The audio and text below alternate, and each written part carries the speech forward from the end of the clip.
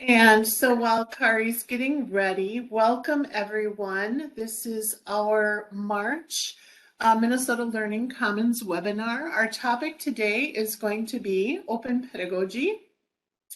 And for those of you who don't know me, I am Mary Messicomer. I'm the outreach facilitator at Sourcewell Technology. We are a technology organization serving schools and other units of government located in the St. Paul and also have offices in Staples, Minnesota. And I'm the current administrator for the Minnesota Learning Commons, which is a partnership between the University of Minnesota, Minnesota State, and the Minnesota Department of Education. And I am so happy to introduce Kari Frisch to us today from Central Lakes College.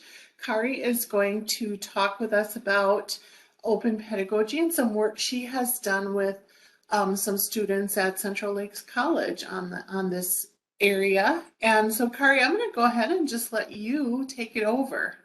Sounds good. And I apologize. I think I shared my screen a little prematurely there. So hopefully everybody, though, is able to see the PowerPoint right now. Can somebody confirm that for me? I am not seeing it yet, Kari. So okay, try it again. Yeah. I'm not seeing it either. Oh, there we go. There we go. That's all right. Now we go. Okay. So I'm going to move it. Oh, no, I'm not going to move it over. I'll just leave it here and we'll start. Okay. So everybody still seeing it okay? Yes. All right. Fantastic. So I am going to talk to you a little bit about open pedagogy today, just from my own personal experience. I'm by no means an expert in it, but I wanted to just share a little bit about what I do know, and then spend a good portion of our time kind of looking at one of the examples that I did with one of my classes. So the agenda for today is just to do a quick peek around the history of open pedagogy, talk a little bit about David Wiley and the 5 R's of open content. I'll show you Creative Commons licensing, like 101, and we're not going to dig too deep into that. And then I'm going to talk a little bit about the traditional versus open approach and how that ties into open pedagogy.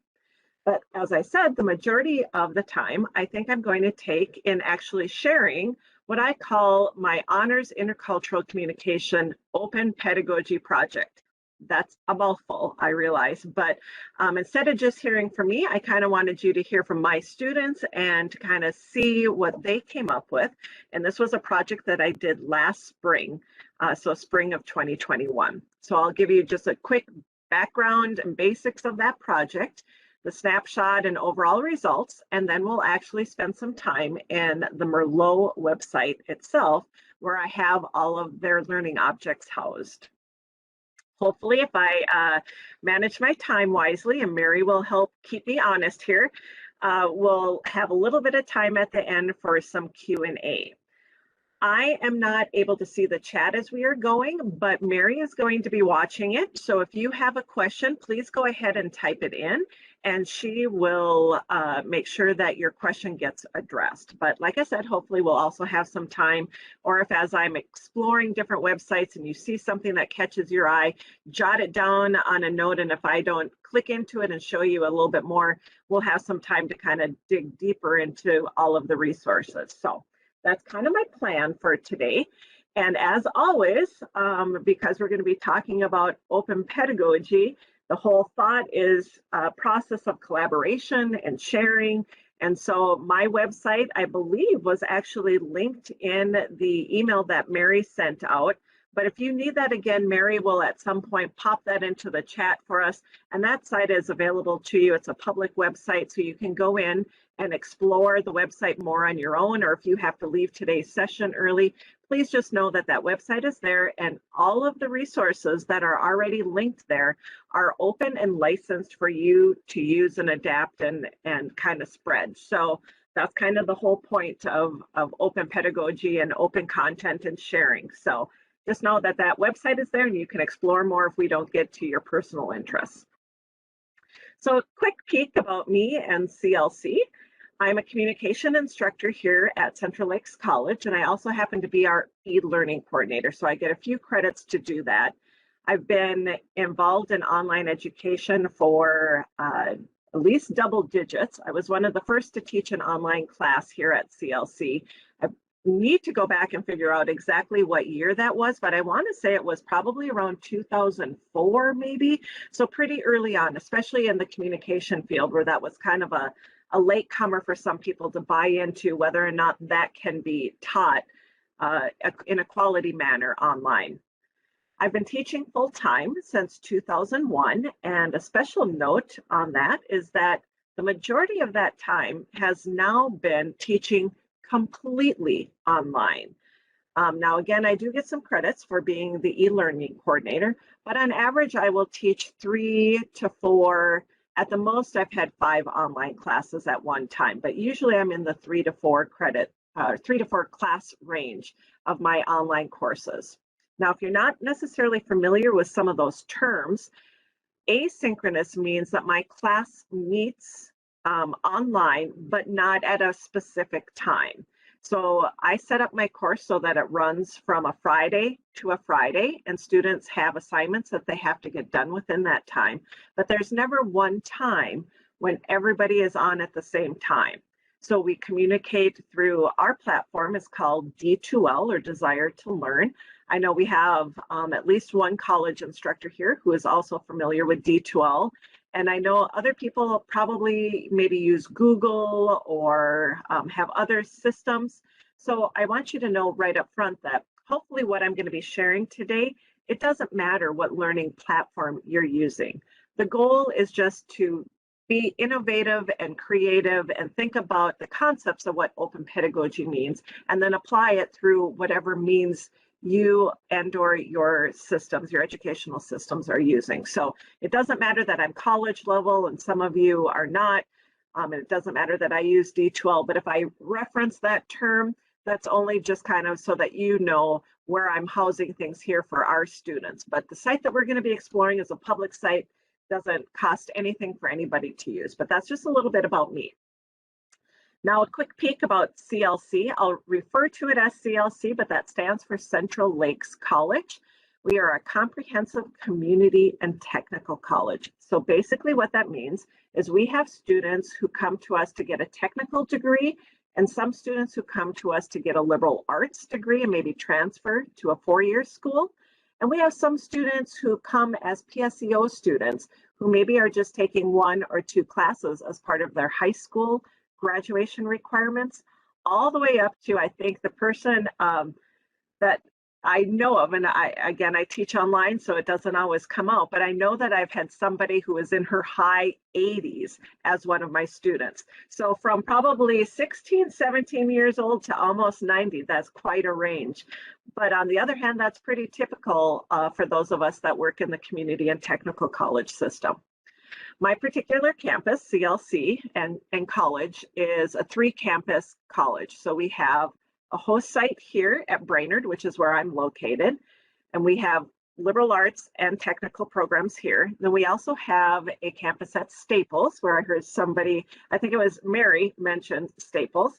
So another connection there. We have a campus at Staples that used to be more predominantly technical programs, and now it's kind of a mix. And also in Staples, we're kind of known in the system for one of our programs too in Staples.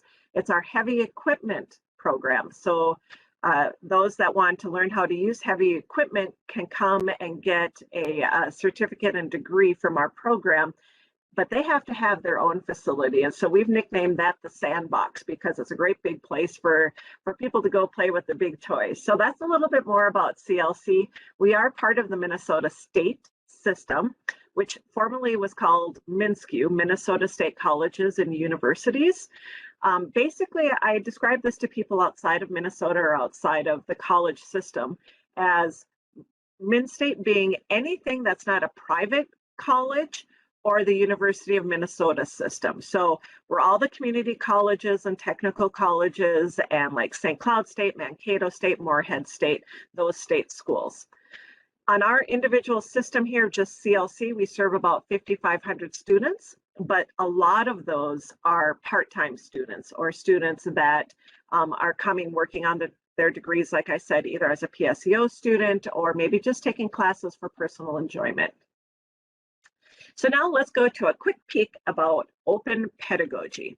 So now we use that term today, thinking it's kind of a relatively new term, or many of us do, but really, I found out that it was used at least in 1979. It could have been earlier, but it's been traced back to somebody in Quebec, Claude Paquette, and he referenced open pedagogy and also kind of time-stamped it by saying open pedagogy has been around for about 10 years now in Quebec. So I thought that was kind of interesting that, again, we kind of think of this as a new term, but really back then, pre-Wi-Fi, pre-internet, right? Open meant a little bit different structure than it does today. And now today we do most often associate it in kind of this new revisioned. Now that's a term that I kind of threw. I hope there's no English folks out there because I kind of just made that term up myself. But he kind of revisioned what that term meant because he started doing a lot of work with open educational resources, or what you'll often hear referred to as OER. And as part of that, he came up with 4 R's that have now been expanded into 5 R's. So he has 5 R's. And open resources kind of then led naturally into this discussion about open pedagogy. And so open pedagogy, he referenced in a 2013 blog, but really, like I said, it is a term that has been around longer, but most often today now we kind of associate it in kind of this more new reframed way of looking at it. So let's take a look at what was meant by his 5 R's, or what open educational resources and open content really mean. So the first R is reuse. Is the material reusable? You have the right to use the content in a wide range of ways. So in a class or a study group, in a website, in a video, it kind of gives the instructor more freedom. Revise, the right to adapt, adjust, modify, or alter content. So an example might be translating it into another language or taking it and moving things around. Remixing means taking that and maybe combining it with another open resource. So it's a little different than revising, which is here's the material, I'm just kind of changing like the format of it. Remixing is actually adapting and kind of reusing it in a different way because you're adding content from that is also open and then putting it back out there, which is our 4th R, redistribute. So you have the right to redistribute your new content or this open content in a different manner than maybe was originally put out there. So you have the right to share copies of original or the remixes and share it with other. Again, you'll hear the term sharing frequently used throughout most of my discussions today. The last one, the last R, is retain. So the right to make, own, and control copies of the content. So download it, own it, store it, manage it, which this last R was the 5th one that was added. So the first 4 were his original R's, this one was the last. So now just as kind of an example, when I took this verbatim off of the free open content site of David Wiley, these were in a different order. So the first 4 were actually 2 through 5, and retain was listed first. So I put them in a different order. So that would be an example of, anybody have a guess? Which R did I just demonstrate here? And Mary can, all right, revise, excellent. So I had permission to do that. Now, if this was a copyrighted document, I wouldn't be able to do that because the copyright probably says this needs to be exactly how it's used. So I was able to revise it because it had that special little icon there, which comes from Creative Commons, and I'm supposed to give attribution to David Wiley. So that's the little person in the circle there, the little stick figure, means you should give attribution to who authored it or who created the content, but he also gave me permission to revise this and put it into a different order. So that's kind of just an example. Now this is going to get a little confusing that this is my next slide, but I couldn't talk about open pedagogy and talk about open educational resources and common revisions and common content without showing you this kind of complicated, but I'll try and break it down, icon of all the different licenses. So the important thing to understand here is that when it comes to Creative Commons licensing, you have a wide variety of ways that you can license something to meet your particular need. You'll see at the very bottom there in the red, all rights reserved, most restricted. This is copyrighted material that you have no right to change. The author wants it kept exactly as is. Well, that's kind of how a lot of our material was put out there, right? We stamped it with a copyright. You can't use it even without getting written permission. Now at the top of that scale, you'll see open content, or on the left-hand side, it says free cultural works. That's kind of the new term that's being associated with open content, free cultural works, which means it has the ultimate right of openness. So you give people permission to do almost anything with it. But in between there, there's also some variety. So with my particular class project, I introduced students to this, but then I kind of gave them a recommendation because it was going to get very confusing. So most of my students, we did the licensing at that kind of medium level there where you see the arrow, which was that students gave the rights to be put out there in public as long as they were given kind of like the recognition that they created it. But it also had the little $sign with a slash, meaning that somebody couldn't take their work and then use it for something that, like a commercial purpose where they got money. I just kind of felt safe that this was my first big open pedagogy project. And I just thought, I don't want students to have to worry. And I didn't think, you know, it might just be easier to explain and get them to have some buy-in with this if we had that kind of middle route. So that's kind of what we did with all of them, except for one. And I'll explain why that was here in a second. But I just want you also to know that as you're thinking about how can you create content, you can put it out there as do whatever you want with it. But you also have some say of saying, I don't mind you revising it or redistributing it or, you know, making changes to it as long as you're not using it for personal gain with money.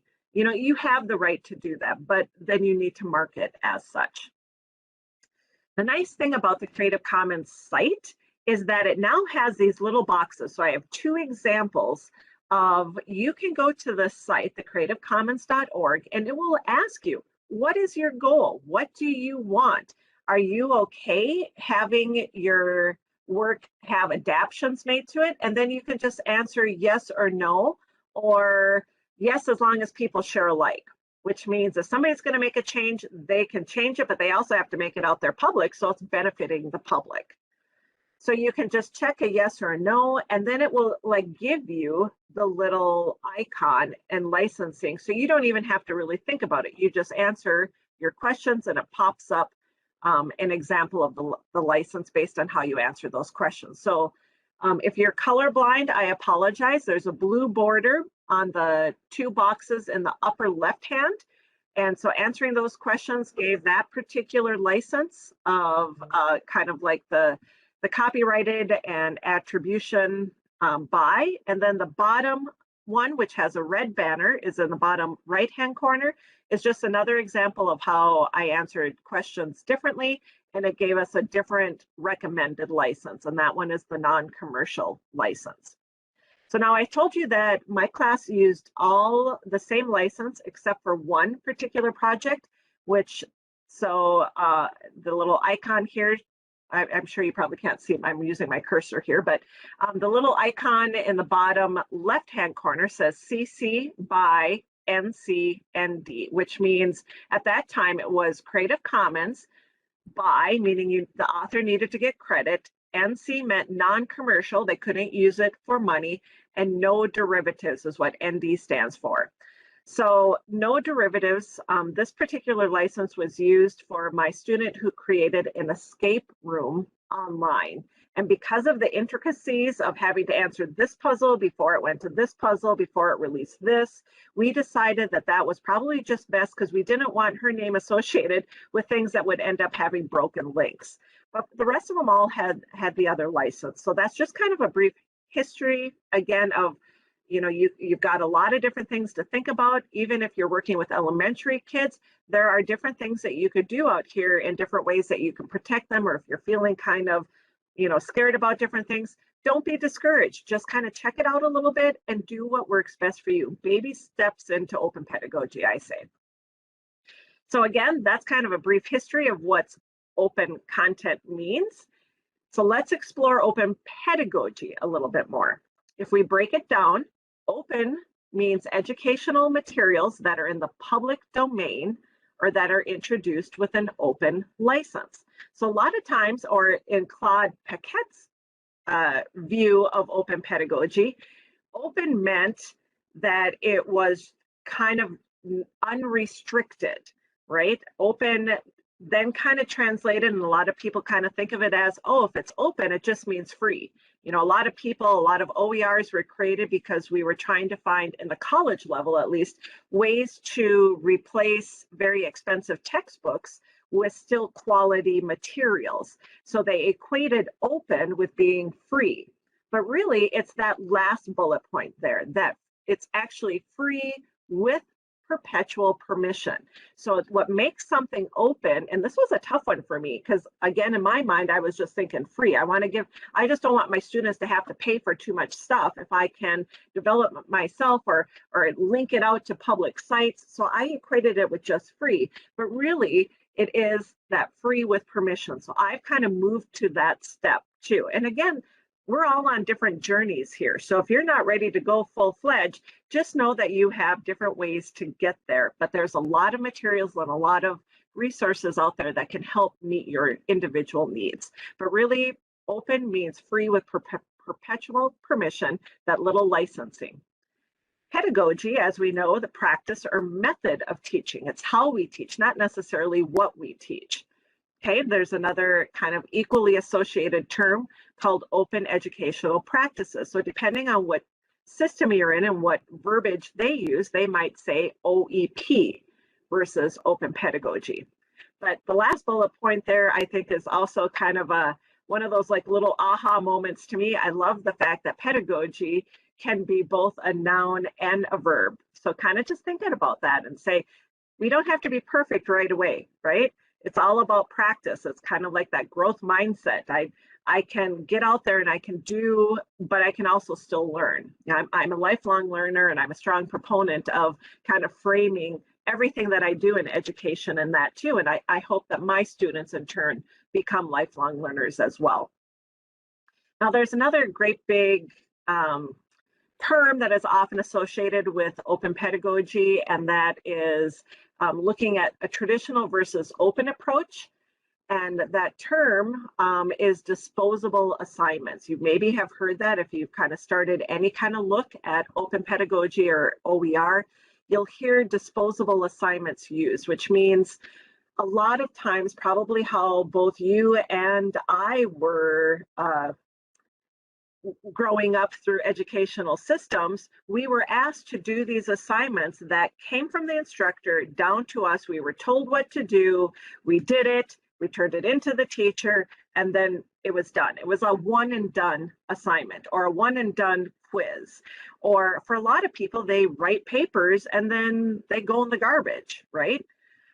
So that's kind of the concept of disposable assignments. So this traditional approach, again, people maybe didn't necessarily know different, right? They taught how they were, or they teach how they were taught, right? So the teacher decides, it's usually a single learning style, information stays within the classroom, and it's usually this kind of linear, finite approach. Where an open approach, the student has more flexibility and more choice in what they want to do. And therefore, it can also represent a variety of learning styles. So it might be intrapersonal, something that's more self-reflective, or interpersonal, meaning a student goes out and interviews other people. It might be naturalistic or musical. So I will often try to use the different learning styles or multiple learning approaches in my classroom. So I'll try to even think of how can I incorporate music into my class assignments, or at least give students the choice so that if they're musical based learners, they have a way to connect to material, as well as our linguistic learners who do very well at writing the traditional essays or short answer questions. So with the open pedagogy approach, a lot of the information is meant to be shared outside of the classroom. That means you might be getting information from outside of the classroom, but you're also sharing it out. It's not necessarily finite, it's more dynamic, infinite, and reusable. So when I was putting together this slide, I thought, man, there's a lot of adjectives that I could use here. So I kind of just made a word cloud, because I really do strongly believe that open pedagogy has the promise and potential to do a lot and incorporate a lot, but it certainly can be powerful and fits into my personal teaching philosophy, which I call teaching to the first degree. And teaching to the first degree equals learning to the infinite. Now this came about because I tried to practice what I preach, and so I used to do these presentations on how to do more multiple learning intelligence incorporation into your classroom. And it's really easy to do your strength. It's harder to do where you're not as strong. And although I was good at math, the mathematical part was just not always my thing. So I'm like, okay, I'm going to challenge myself and make me think more mathematically. And so this kind of philosophy actually stemmed from that.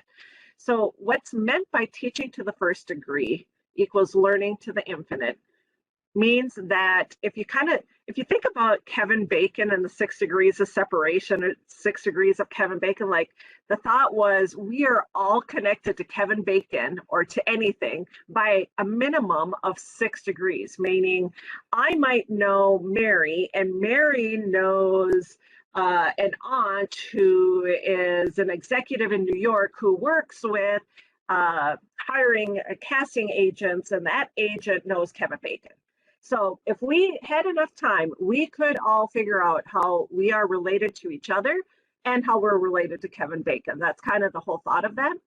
So the further out it is, the more degrees away from you.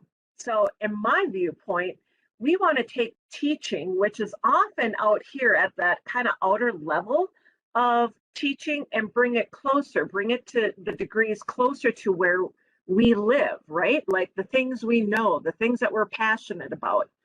So, for example, I teach intercultural communications, and I would often do a world religion unit where we would talk about Buddhism. So if I had my students in the traditional way read about Buddhism in a textbook, it's many, many degrees away. That person who is talking about Buddhism or the author of the textbook, right? So it's harder for the student to connect to that because it's more degrees away. Whereas I then flipped it a little bit, and I went and I interviewed a Buddhist monk. So now we're talking like 2 degrees of separation. So my students watch a video of me interviewing the Buddhist monk. They know me and I know the monk. So now it's just 2 degrees of separation. So then what I would have them do is I would have them do a technique where they relate to what the Buddhist monk shares and relate it to their own personal experience.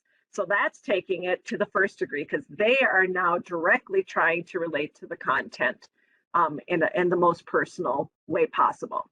So if you think about that, because we're all different, we all have different learning styles, we all have different experiences, backgrounds, interests, beliefs, values. In that sense, if you take one little thing and you try to get it down to the first degree, because we're all different, then learning really truly is infinite. And if we're looking at open pedagogy, sharing what we're learning and putting it out there for others to connect with, then it becomes even more infinite. And I just think that's like really cool and really exciting. So again, even though I'm talking about a college level honors class, we can all do this. We can all try to make our interactions more personal, whether that's a teaching interaction or whether that's a conversation with the person on the phone that we're talking to in customer service, right? If we make them more human, then it becomes a deeper, more meaningful, and usually more pleasurable experience. Okay, so that's just a little bit about open pedagogy. I'm going to just take you quickly through my project.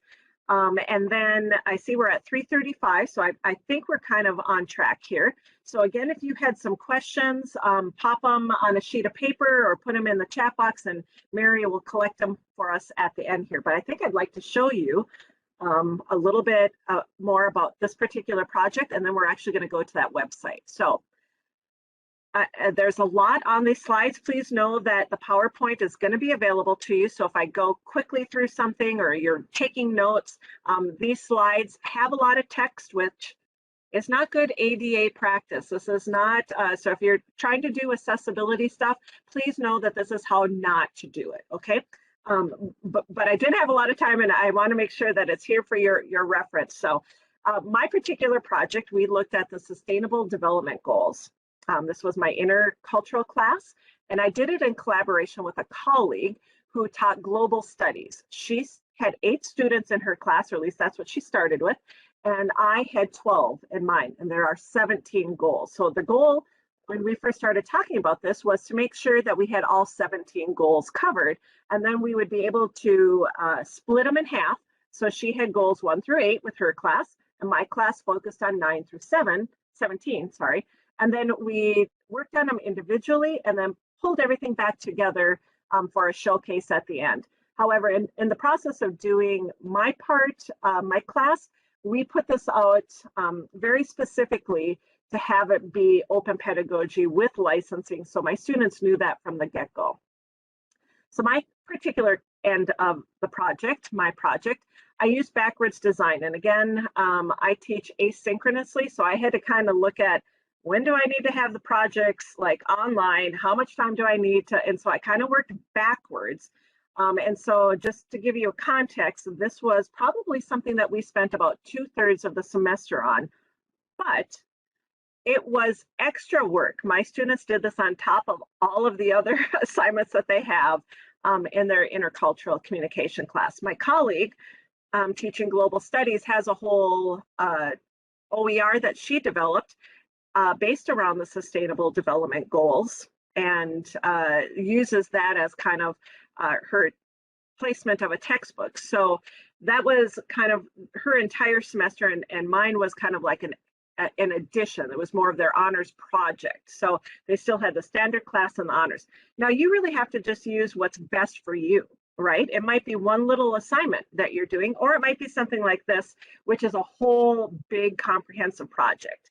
But I'm giving you the look at the whole big comprehensive project, so you have an understanding of what maybe is potentially out there to do. But you certainly don't have to do this full-fledged big project. It can be something just simple as one assignment that you share with others. So just kind of FYI, I do what's called honors steps. So they would have to do one piece of the project before their regular assignment would release to them. So they kind of worked on it, again, 2/3 of the semester. This is a list of some of the things, the various steps that they had to complete all the way through. So if you're looking at doing a project, just know this particular slide is going to be available for you to come back to. I want to focus on the left-hand side. I start every single one of my classes with a learning style assessment so that they start getting to think about, how best do you learn? And then I give them tips about how to take your learning style and use it to your advantage. And then I try to use different assignments throughout the semester. So we talk about learning style assessments often, and I think that's another really good baby step if you're looking at how can I just give students more choice in creating assignments. That's a very simple way that you can do that. You do have to kind of, like, if in my particular case where it was a particular topic, I had to give them not only the content intro, but I had to kind of explain what open pedagogy was and talk about licensing and all of that as well. So there were kind of these different components all the way through, including students being able to rank their preference over what SDG they wanted. And we'll see those in just a bit, so that'll make more sense in a second. Got them thinking about different activities, because I think sometimes students don't always have choice, so they're not always prepared to think creatively and think outside of the box and to be able to brainstorm. So I brainstormed, they brainstormed, and then I had to brainstorm for them a little bit more because it still was a pretty short list.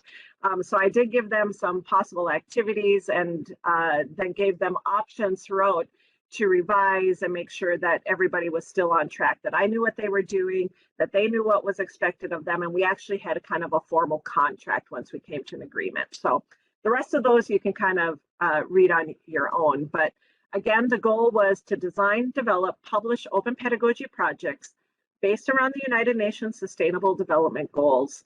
And with that, I wanted all of my students to at least have some learning object that they could license and put on the Merlot site. So I kind of broke it down into some of those different goals, but the very last bullet there I think is the most important.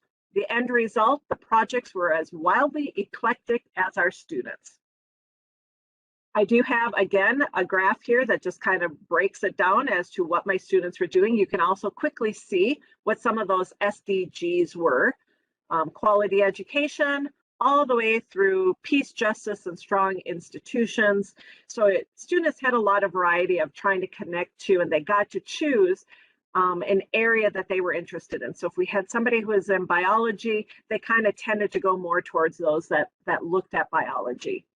And that end result was this wide variety of lots of really super cool things, which I would like to take just a few moments to actually walk you through, so that when the webinar is over, you can go back and spend some more time exploring the site on your own. So I'm going to try and drag this over, and I am hoping that that is displaying for you now. Is that correct? Are you seeing the awesome? I'm seeing a thumbs up. So this is a site that I created in what's called Merlot. Merlot is a free and public website, and I use what's called Content Builder, which means you can not only create an individual web page, you can put them all together. So that's kind of the format that I used here. So I have what I call the landing page that gives a brief explanation of the project to those that might just be stumbling upon this or that the site gets shared with. And then I have all of my students, one of their final honor steps they had to do was create a video that talked about what their SDG was, what their individual project was, and what they learned from doing the project. And then I took those videos, and it's all in one video. So if you have the time, you can sit and listen to this. It's really, I think, kind of inspiring to hear from them themselves what they did and what they took away from it. So that's the overall video of all of my students.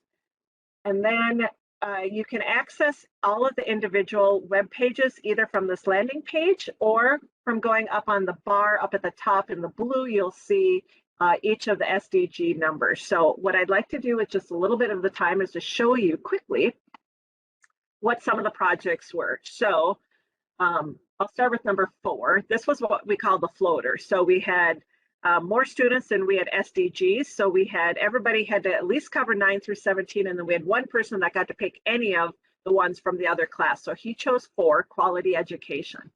So if you were to play this, you would find out that Ryan did an intensive service learning project with students where he helped a set of students study for specific tests.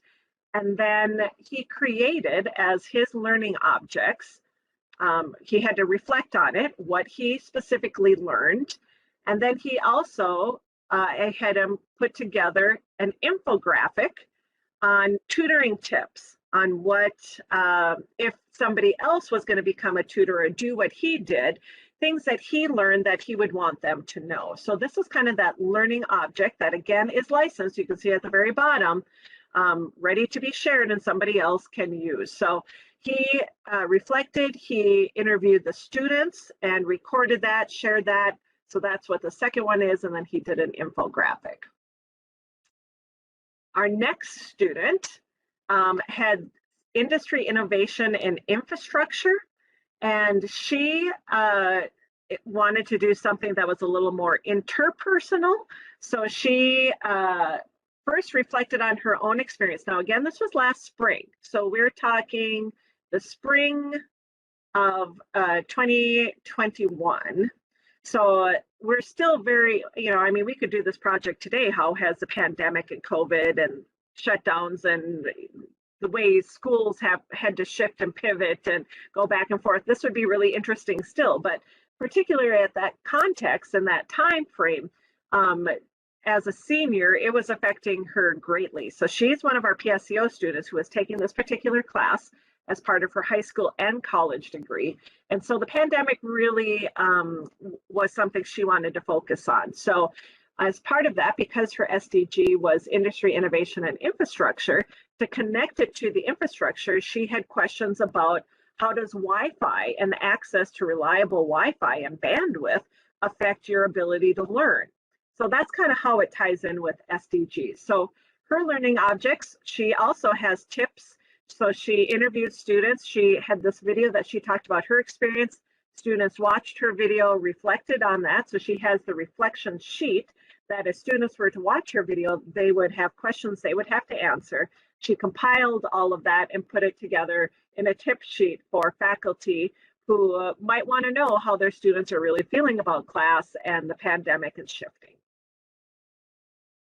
Oops, I think I'm skipping ahead here. Marissa did infographics having to do with, again, her topic was reduce inequalities.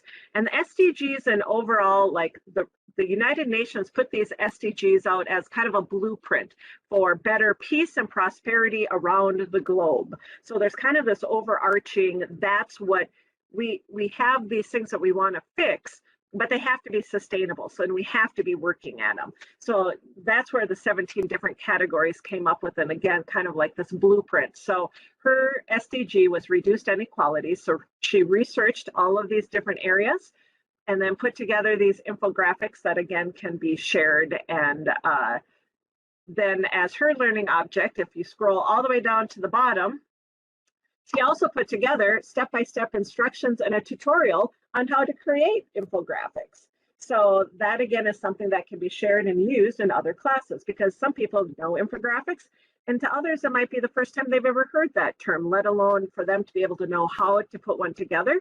So she has tips and resources on how to put together your own infographic. Sorry if I'm making you dizzy with the scrolling there. Number 11, Isabel did Sustainable Cities and Communities, and she put together a Google slide presentation on some of the things that she learned.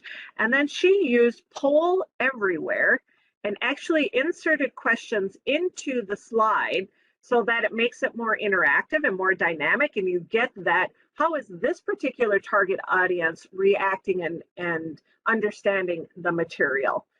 And because, again, Poll Everywhere might be something that some people are familiar with and others might not be, she put together a tutorial on how to use Poll Everywhere. So again, that's just taking an assignment and taking it that extra step to make it an open pedagogy example, something that can be shared outside of your classroom that can benefit somebody else. So here, her resources were the actual Google presentation, which somebody else can download and condense. I think she has like 60 some slides. So you could take it and just use 10 of her slides. And she also has the reflection questions in a document format. So in case you don't have students that have a cell phone that could use Poll Everywhere, you could just do it kind of the traditional way and have students write out their answers. So again, it's just kind of a cool way to take an assignment an extra step. Number 12 was responsible consumption and production. Gina here did a blog, And she put together resources having to do with kind of a case study and trying to reduce, because again, it's reducing consumption.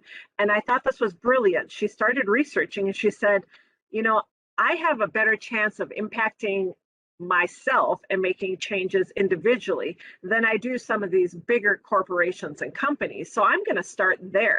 So she, without really, I'm sure she talked to her husband, but she jokes about it throughout her blog, which is why I'm mentioning it here. And I love it. She's got a great way of, like, I would just bust out laughing when I was reading her blog at home when I was kind of, grading it and going through it. So she's got a real personable approach to it. And her husband plays a key role in her blog because she decided that her case study was going to be collect and weigh all of their garbage weekly for 5 weeks. And so then she would be on her husband about, hey, you can't throw that plastic bottle away because we need to recycle it because I need to weigh it. And it's just really a very honest and personable approach. And she kind of comes to the realization that it's not necessarily perfection, it's progress, right? And that learning through this progress and her own personal progress, she's hoping that we all learn too. So her website has a whole bunch of tips and websites, and there's even an app in there that she includes.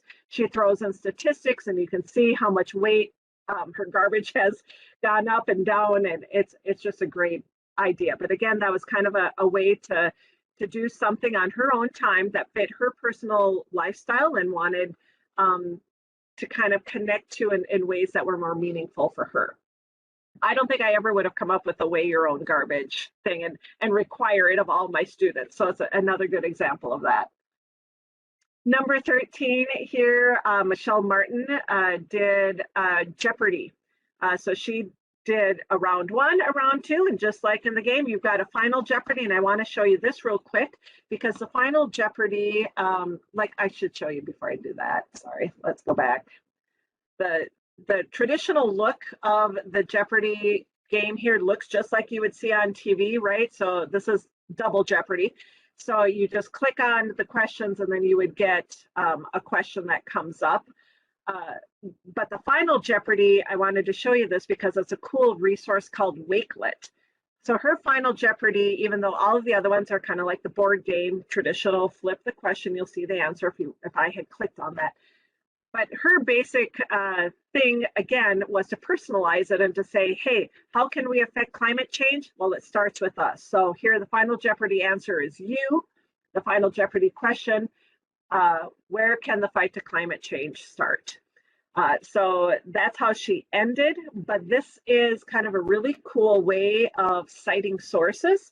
So I told her that she needed to kind of like include all of the different places she was getting her Jeopardy questions and answers from. So these are those places. So instead of having them listed as an URL or a URL, you can actually click on them and go right to the website yourself. So if you're kind of looking at, maybe if you don't have to do APA, you don't have to do MLA citations, this is a pretty cool way of doing it, or it's just another fun way of sharing information with others. So I wanted to make sure to show you that.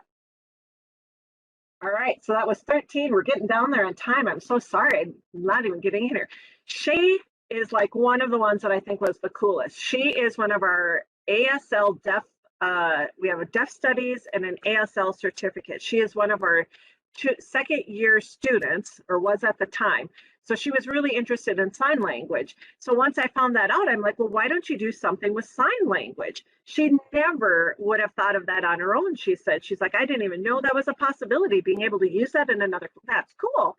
So she designed this whole project of life below water was her topic. So she compared Minnesota waters and the ocean. So she had both, salt water and something more personal, Minnesota lakes, and taught different signs and tips for how to care for the water and the ocean.